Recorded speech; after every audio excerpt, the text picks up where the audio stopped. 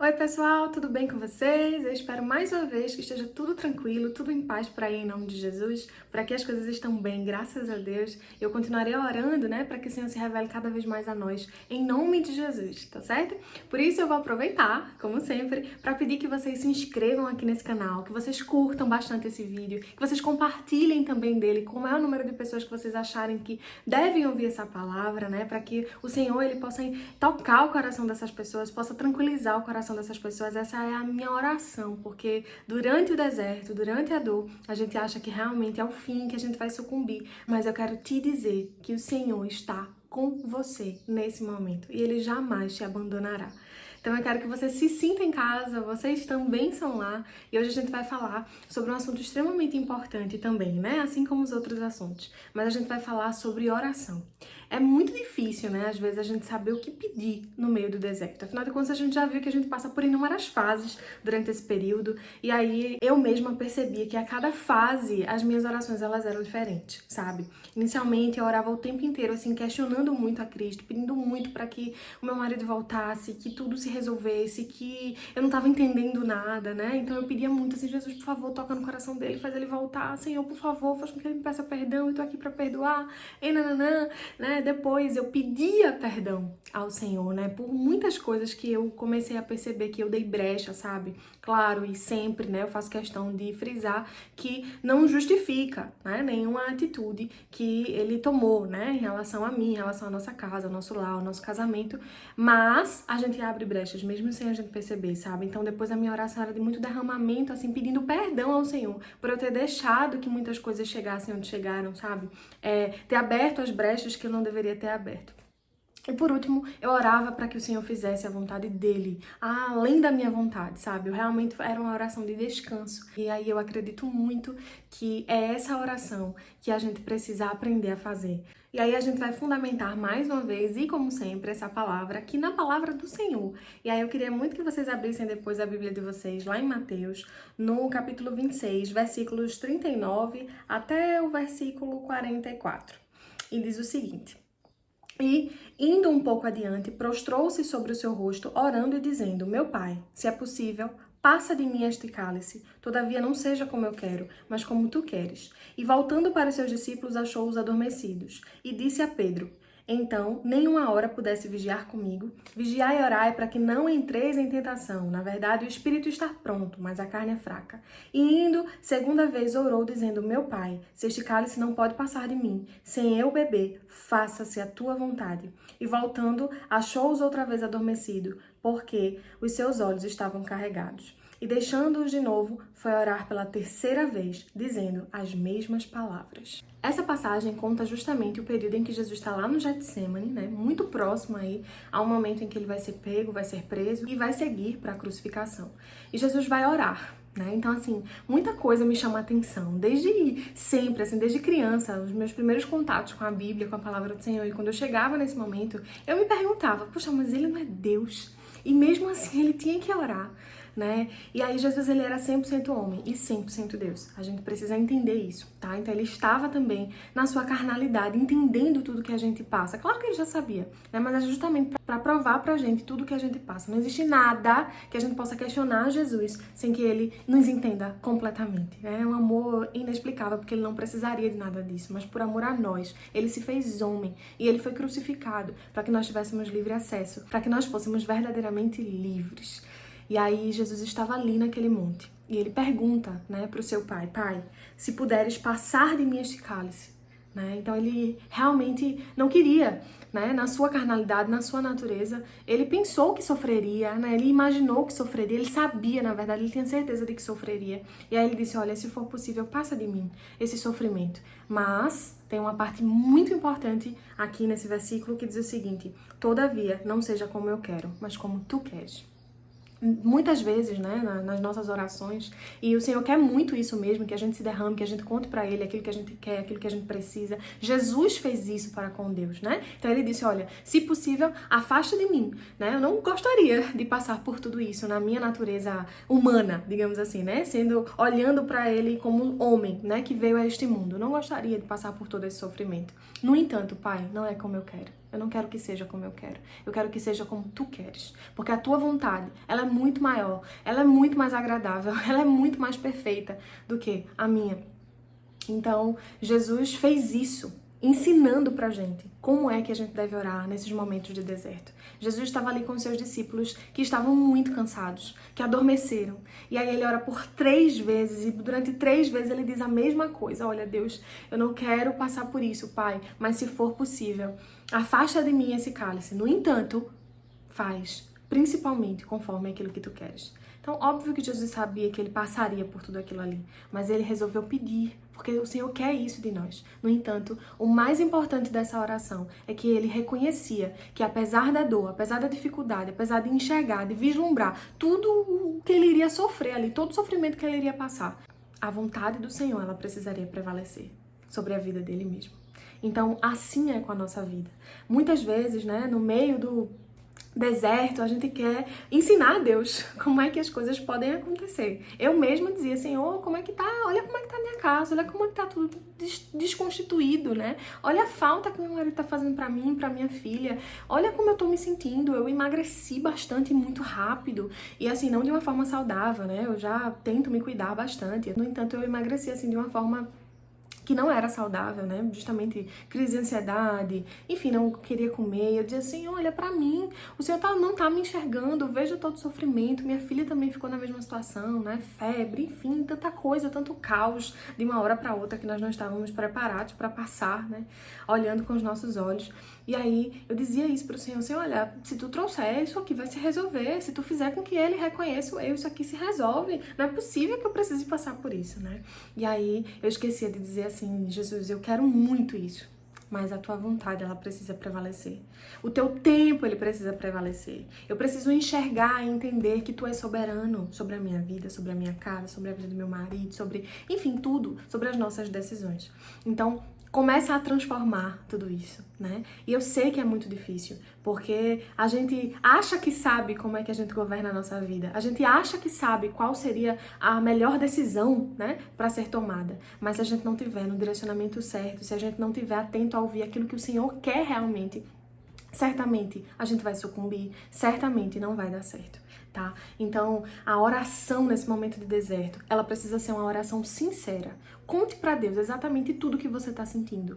Conte pra Deus exatamente tudo o que você deseja, né? Ele quer ouvir você, embora ele já saiba, muito antes de a gente pensar, muito antes de a gente falar, ele já sabe o que a gente quer dizer. Mas o Senhor, ele quer essa intimidade conosco. Não porque ele precise dessa intimidade, mas porque nós precisamos dessa intimidade com ele. Então, a gente precisa se aproximar cada vez mais. E a conversa, o diálogo, o derramamento vai fazer isso. Era impossível que eu fosse íntima dos meus melhores amigos se a gente não conversasse sobre absolutamente tudo. Era impossível que eu fosse íntima do meu esposo se a gente não fosse tão abertos um com o outro, né? Se a gente não tivesse contato diário, se a gente não conversasse sobre as coisas boas, sobre as coisas ruins, se a gente não discutisse, se a gente não fizesse as pazes, enfim. Então, isso tudo é relacionamento. E a gente precisa disso com Cristo, a gente precisa desse relacionamento. Para que a gente possa entender o que Ele quer, a gente precisa se relacionar com Ele. Claro que todas as respostas para as nossas perguntas estão aqui, mas para que a gente possa entender mais claramente, a gente precisa conversar. E a oração é esse elo que a gente constrói com o Senhor. Então, essa oração no momento do deserto, ela precisa ser uma oração de derramamento, sabe? De confissão realmente. Como eu disse, inicialmente eu orava desesperadamente para uma explicação, para que o Senhor me explicasse, para que o Senhor me mostrasse, para que o meu marido voltasse, da forma como ele estivesse. Eu dizia para o Senhor que eu iria saber lidar. Ledo engano, certamente eu não saberia. Depois eu fui começando a amadurecer nesse relacionamento e o Senhor foi me mostrando que para que Ele pudesse reconstruir o meu casamento, Ele precisaria me reconstruir primeiro.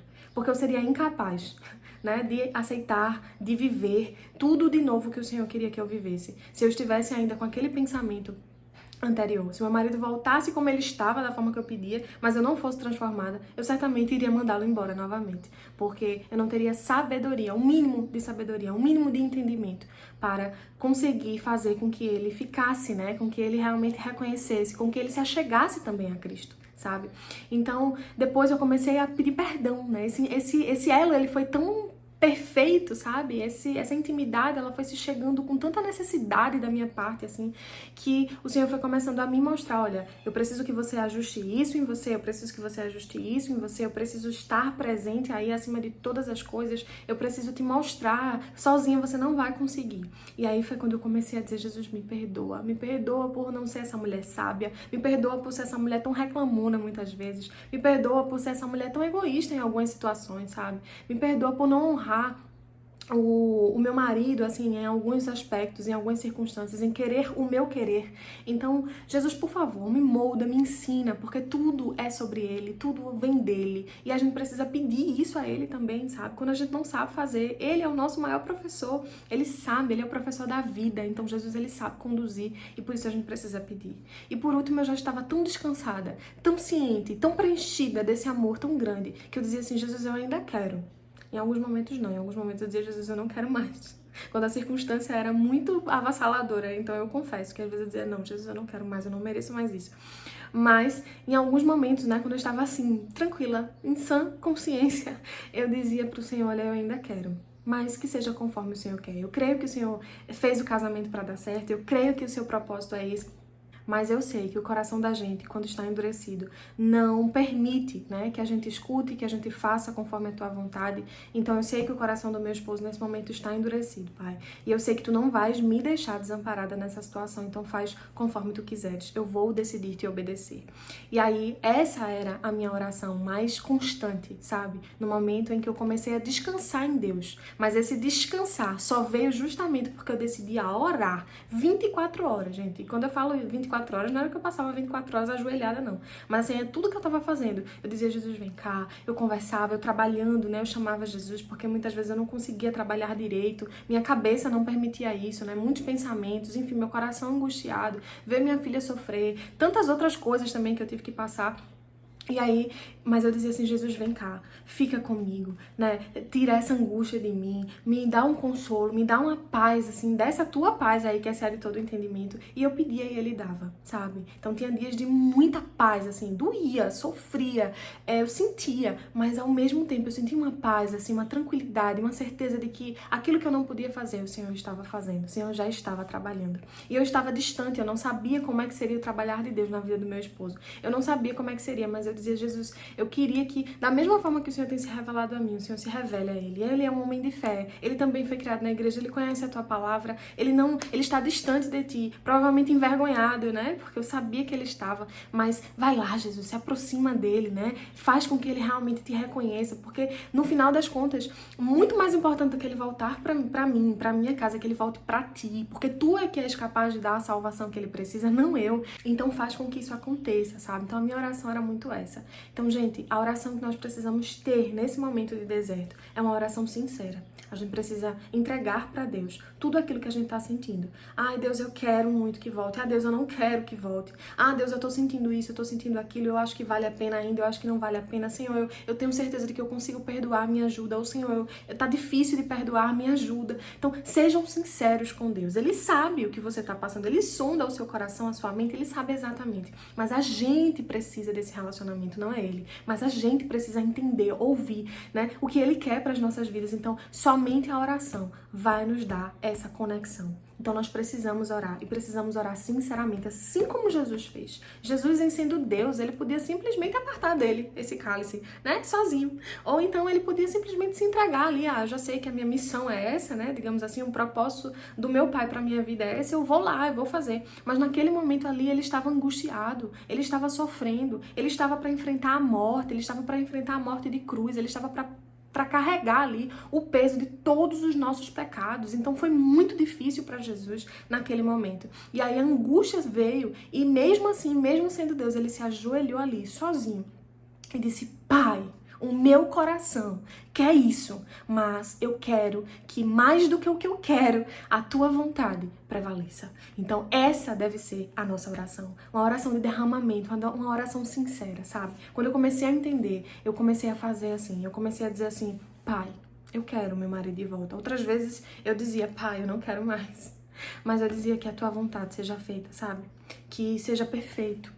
porque eu sei que eu preciso estar preparada, porque eu sei que o Senhor tem muito para fazer e eu quero que tudo o que o Senhor quer seja feito, mesmo que isso não seja de acordo com a minha vontade, mas eu sei que vai ser o melhor para mim, eu sei que vai ser o melhor para minha casa, para o meu lar. Então conte para Deus a sua necessidade, seja sincero com Ele, sabe? Se derrame, fale tudo o que você tá sentindo, peça essa paz porque ela virá. Eu peço muito isso para vocês também, né? Essa paz que excede o entendimento, mas não esqueçam de querer que a vontade do Senhor prevaleça. Eu tenho uma história para contar, assim, para finalizar, é um testemunho mais da minha mãe, assim, mas ela conta muito isso e tem a ver com a questão de oração, tem relação com casamento e tal, mas tem a ver com oração. Minha avó, por parte de mãe, ela passou um tempo, né, internada, antes de Jesus levá-la, né? Passou um tempo internada, foi um tempo muito difícil. E ela saiu do hospital, ficava na minha casa, eu era adolescente. Minha mãe saiu do trabalho para cuidar dela. Enfim, e aí foi um processo muito difícil, né? A família inteira tava ali, tava junto, mas foi um processo muito difícil. Mas como minha mãe foi quem ficou com ela, eu vi a oração de manhã sempre pedindo para que o Senhor curasse, para que o Senhor curasse, para que o Senhor curasse. Mas aí um dia ela teve uma experiência com Deus e ela tava num ônibus aqui na cidade e uma irmã, né, uma senhora parou ela nunca viu essa senhora na vida, e disse pra ela assim, olha, muda a tua oração, porque o Senhor, Ele quer fazer muito mais. E aí minha mãe entendeu. Naquele momento ela desceu do ônibus chorando e ela foi em casa e ela começou a orar, dizendo para o Senhor o que ela queria. Ela queria a mãe dela sã, ela queria que ela fosse curada, ela queria que todo aquele tormento acabasse, mas ela disse para Deus e começou a aprender. Faz, Senhor, a tua vontade. Porque antes de ser a minha mãe, ela é tua. Antes de eu ser filha dela, eu sou tua. Então faz a tua vontade. E a vontade do Senhor foi levar a minha avó. E cessou aquele sofrimento, né? Cessou aquele sofrimento pra ela, que tava tão triste, tão angustiada. Pra gente também. Óbvio que até hoje fica a saudade, mas a certeza de que nós um dia nos encontraremos. Da mesma forma, aconteceu comigo. Eu tinha uma prima muito próxima, que praticamente era como se fosse minha mãe. E aí, ela foi acometida por um câncer.